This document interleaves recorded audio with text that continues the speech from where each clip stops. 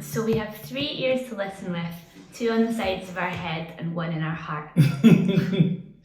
So do you have anything, do you want to begin by responding to that? Yeah, I think we are listening beings. And so we are equipped with the ability to sense. And for me, that covers all of that. Listening with your heart and listening with every cell on your skin is more or less sensing. Sensing beyond the body, sensing beyond the ears, sensing beyond the eyes.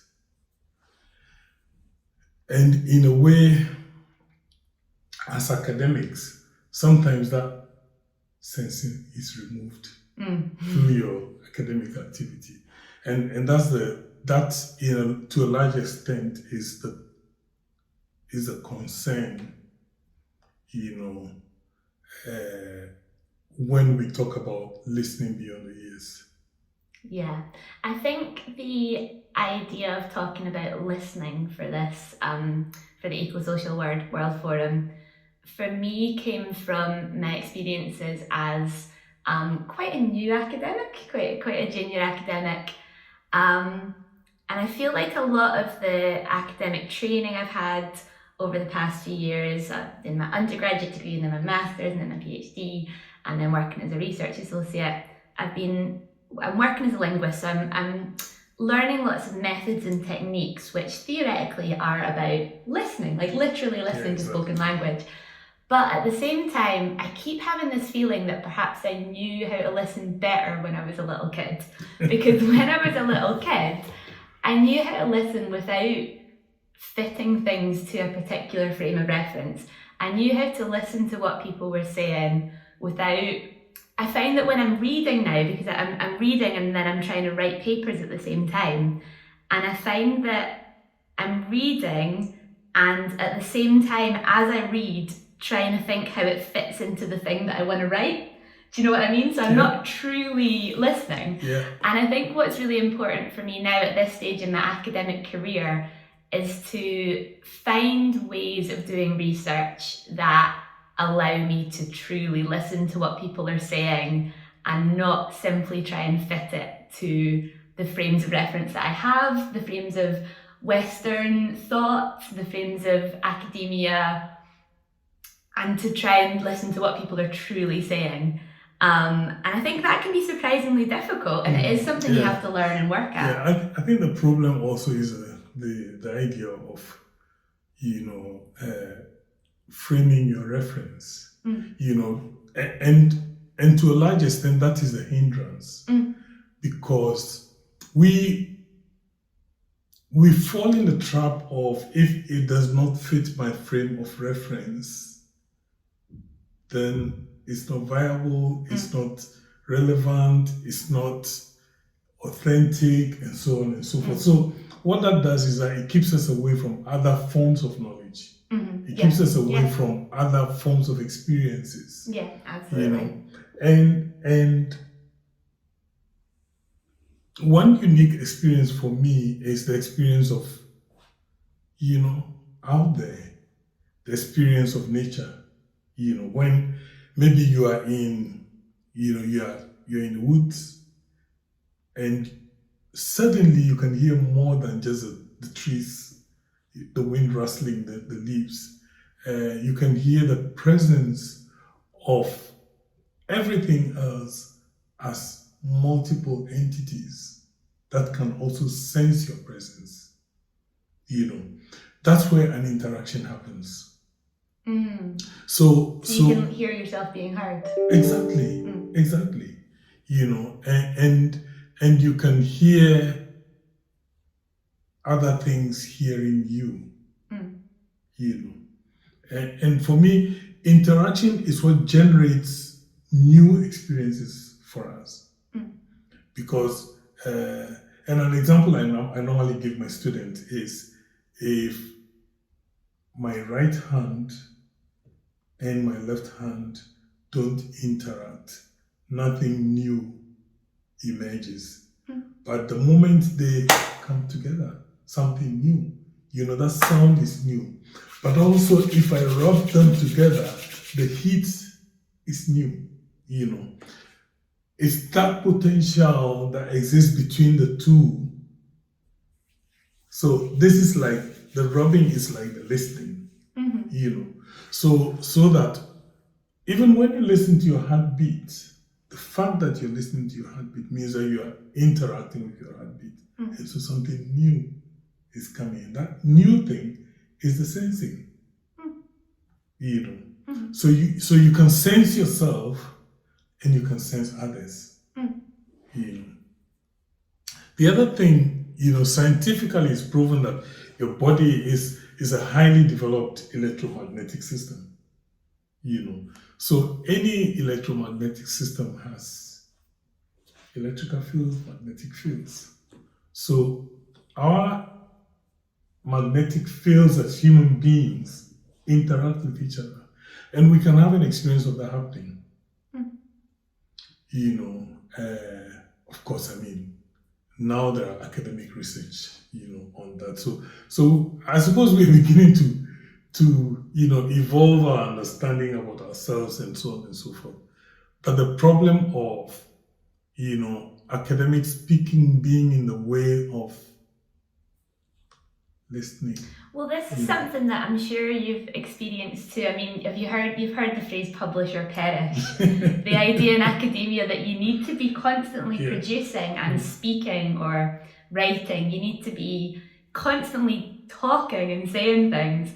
And I feel for me, sometimes that gets in the way of properly listening because you're always trying to find something to say. It's like when you're having a conversation with someone and you find yourself, this happens to me when I'm quite anxious sometimes, if someone I don't know as well. I'll be having a conversation with someone and I'll find myself not listening properly because I'm trying to work out what the next thing I'm going to say is. Do you know what I mean? I'm trying to work out something that I can say that won't leave an awkward silence and that will make them think that I'm funny and clever. And I find myself, and I have to stop myself and say, just listen, wait until they finish speaking, and then you'll work out what you're going to say next. Exactly. And I feel like on a sort of bigger scale as an academic, at the moment, at the stage in my career that I'm at, I'm trying to trying to secure like a permanent job, trying to make a place for myself in academia. And in order to do that, the pressure is to be constantly writing things and coming up with ideas and producing stuff. And competing with others. I mostly managed to stay away from that, but there's this pressure to just be like a production machine. And I really miss the space. And I've been really working hard to try and carve out spaces for myself where I can just listen and not talk. The amazing thing is that there are several listening spaces. Go for it. Of the human existence. I was telling you earlier on about how, I woke up and my bowel was rumbling. And I found it interesting. So I just put my phone recorder on my belly. And, even though I was recording, that moment, I stopped listening to everything and just listened to the rumbling. And instantly I realized there's so much activity happening in there. And yet, how many times we stop to listen to a bowel, for instance, or a heartbeat, for instance, or the breath as it goes in and out of you. And yet, arguably, your breath going in and out is the most important thing. Because once it stops, that's it, you stopped. The academic accolades, all that becomes meaninless once the breath stops. So for me, even starting from yourself as a listening space, that means that you begin to interact with yourself. And it also means that you that interaction is generating new things, new experiences. Then come to our immediate environment, the birds, the trees, even the sky, so beginning to frame listening as, not just with the ears, but with your whole body, it means that you can listen to the colors of the sky, you can listen to the beauty of the clouds. You can sense all that beyond just the ordinary way we listen to things, and begin to internalize all this, we are in a multiple plane of sensing, and your body is this large sensorium, of So things. have you found ways, do you think, to bring that into your academic life? Because the academic life is we're supposed to be these little brains in boxes, right? We're supposed to be quite separate from our bodies. Yeah. And I think all the things that are really difficult in academia at the moment, this might be mostly true of the UK, but I think it's true everywhere. People are working really long hours. People are working crazy long hours, and you're not getting a lunch break. So what kind of space does that give you to listen to your body? And I see it all the time that academics often become quite detached from their bodies, so that they forget to eat lunch, or you forget that your body needs exercise and rest, and you become very, very separate from your own body. So it's not this really great space at the moment, I think, certainly not to be in touch with the world around you, but really not to be in touch with yourself either. Yes, I find myself a bit lucky because of having been able to combine my artistic career with my academic career. So a lot of the research I do academically is to observe myself and observe others in performance, but also a lot of it is actually to create production, like make films and reflect academically on it, make music and reflect academically on it. So that gives me the space to integrate, the artistic career with academic career, and for me, I think that's what makes this discussion very important, because it's by nature of my academic work and artistic work, I've become even more aware of the need to stop and sense, to stop and listen. When I'm playing with other musicians in her orchestra, for instance, there are multiple things happening. And in the midst of that, central to that is listening. Yeah, absolutely.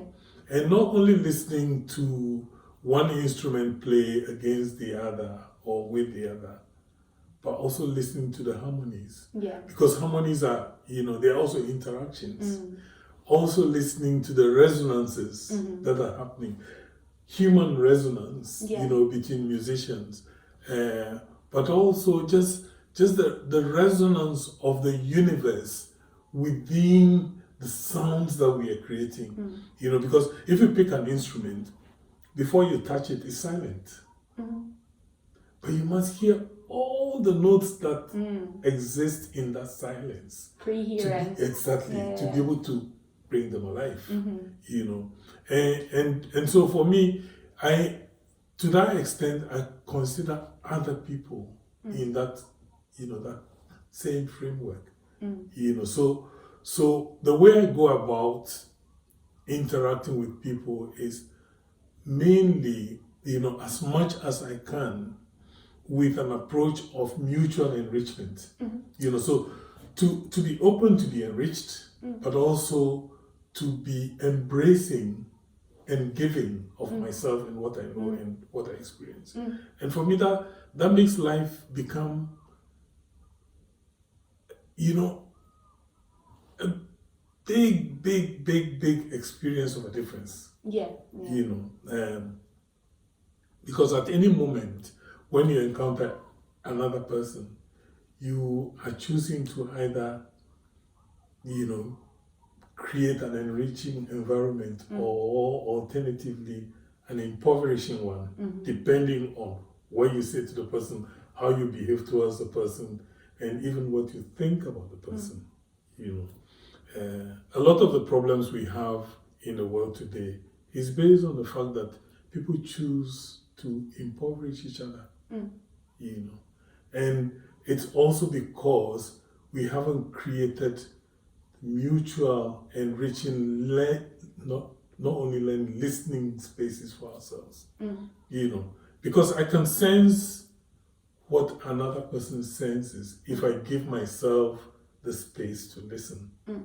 You know, and vice versa. You know, so the human experience for me is one that can constantly be an exploratory one. Yeah. You know, where we are exploring how we can enrich each other. Yeah. You know. Yeah, so this is quite relevant to one of the ways that I've been trying to create space for listening in my academic practice is to move more into using participatory methods. So I'm really interested in language, but particularly I'm really interested in the language of young people, teenagers. I think the way that teenagers use language is really, really interesting. So I've been working on, I'm going to try out this project where we're going to do collaborative podcasting with a group of young people. And I think the two principles that you've really touched on there are a really important part of it for me.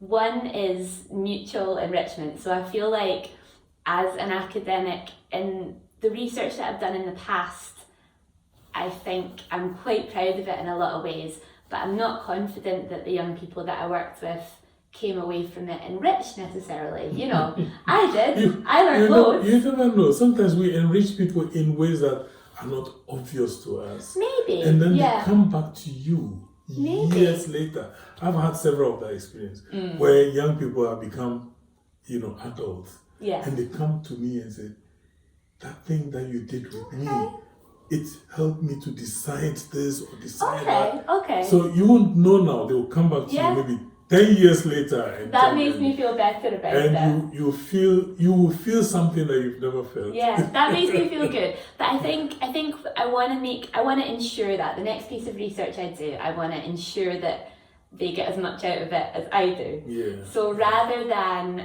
in the past it's been more about interviewing and learning from them, and we're going to do a project where we try and learn together. Yeah, exactly. So we're going to work together to create a podcast episode about how they use language. So they're speaking, they're getting to teach me, and then we're going to release it together, so we're going to teach the world. Yeah. And at the same time they're going to be learning audio production and digital storytelling skills and hopefully having a lot of fun. Yeah. But the idea for me as well is that, so I'm going to give each of the young people a little digital recorder to take away with them, and they can make recordings in their own lives, they can make recordings of themselves speaking in their bedroom, whatever they want to do.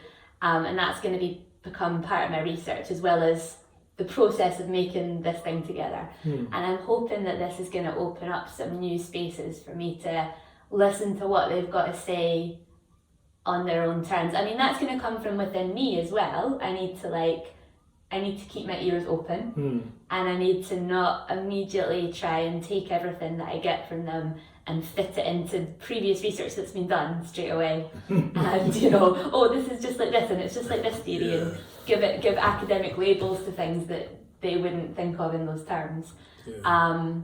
So it's going to come a bit from me, but hopefully from the method as well. In many ways, that's quite easy to do.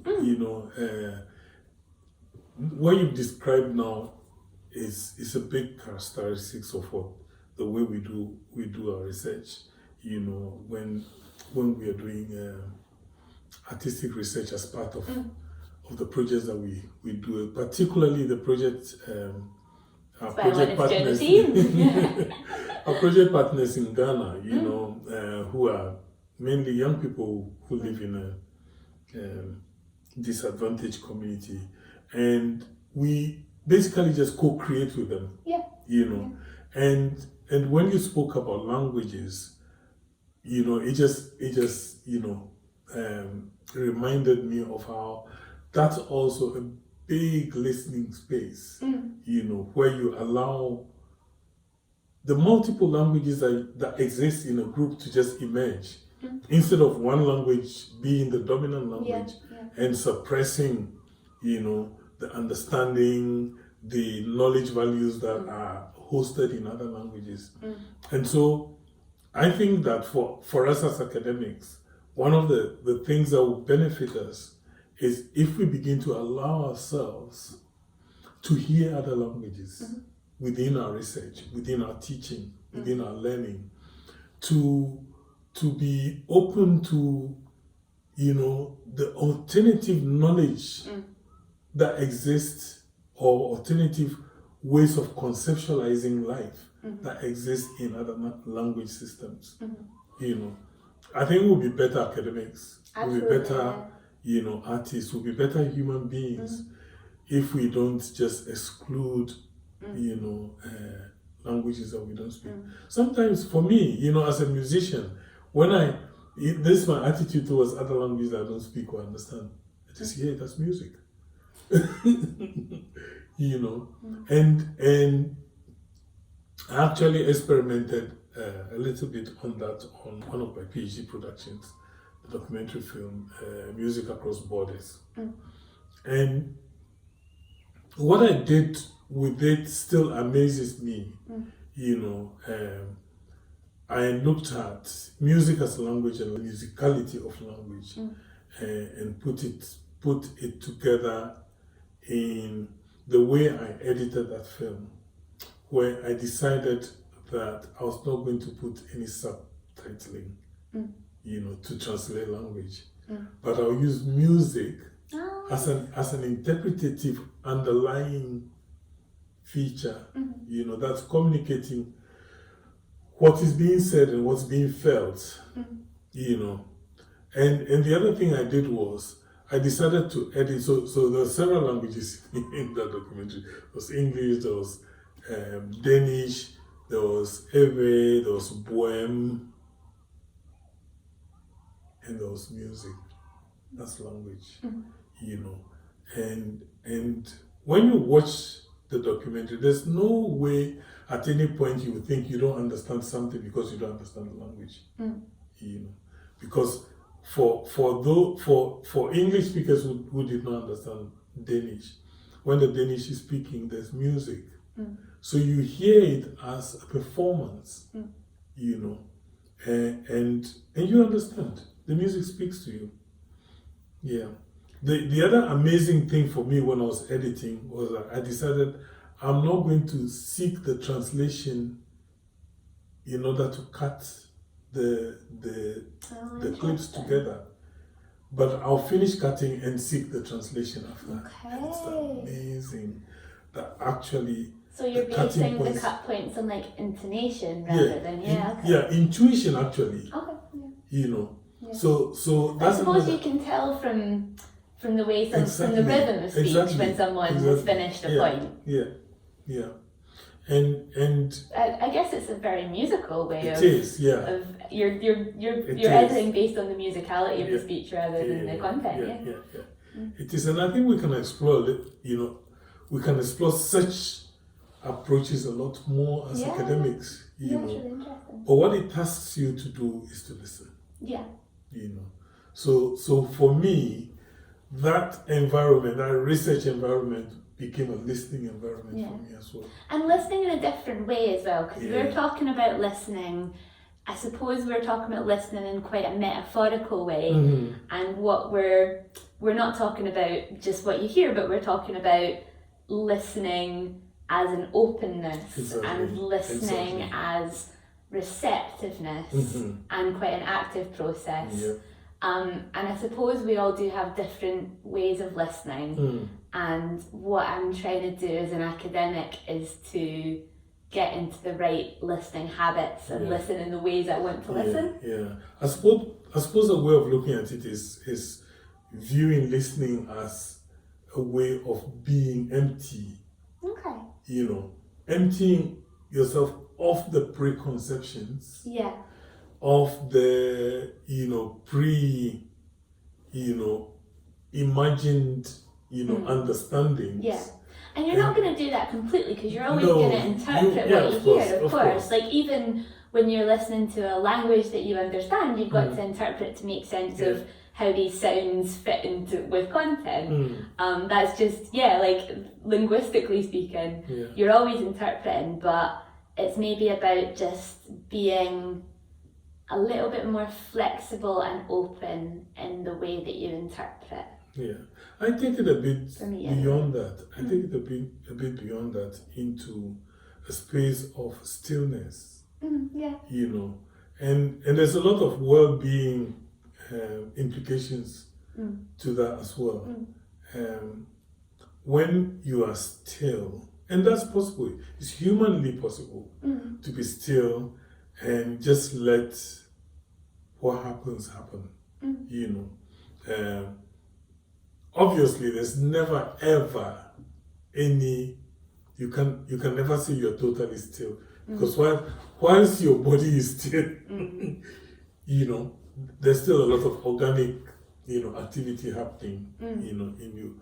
But there's a state of being, a state of consciousness that you know stops the mental activity that you do, you know. Had it about twice in my life, but I do know the state of being. Yeah, and it's a sweet state of being where you're just there. Yeah, you know, you feel like you're just only human. You know. So we should be wrapping up now, I think, but that feels like a good place to wrap up. I was thinking the same. Did you have any kind of finishing points you wanted to end on, or I mean that's a very good one. Yeah, I think we can all do that. I think my main takeaway from this discussion, but also the kind of experiences that I've made a big change in my life, is where I recognize that other people, other things, other entities speak to me. The universe speaks to me, and I can choose to listen. You know, I can choose to be still. I can choose to be silent for moments and just be filled. Just in those moments, allow myself to be filled. Yeah. You know, and whenever that happens, or whenever I manage to do that, it's a beautiful experience. Yeah. So why can't I do it more often? Yeah, absolutely. Even as an academic. Yeah, absolutely. But more importantly, how, coming back to the important topic of the discussion, how that translates to us being, in synchrony with the rest of the world, and by so doing, by extension, protecting the earth, respecting it, and also being compassionate, because I think those are some of the core values that when it diminishes, everything goes down. Yeah. Absolutely. And there's a lot of compassion in listening. Exactly. How about you? How would I finish? I suppose that it's difficult to add to what you've said, because I think just a call for more listening and finding new ways of listening and being creative and experimental in the ways that we listen. I think that's really important for the future of the world, for all the reasons that you just said. And I think it's important more widely, but what I know is the academic world, and I think maybe more than anywhere else we need it here in this university building that we're sitting in. We need to find ways to listen, and to listen properly, and to listen openly, and to listen with compassion. Yeah. And that Thank you. is probably us, isn't Yes. it? Yes. We did. Thank you very much.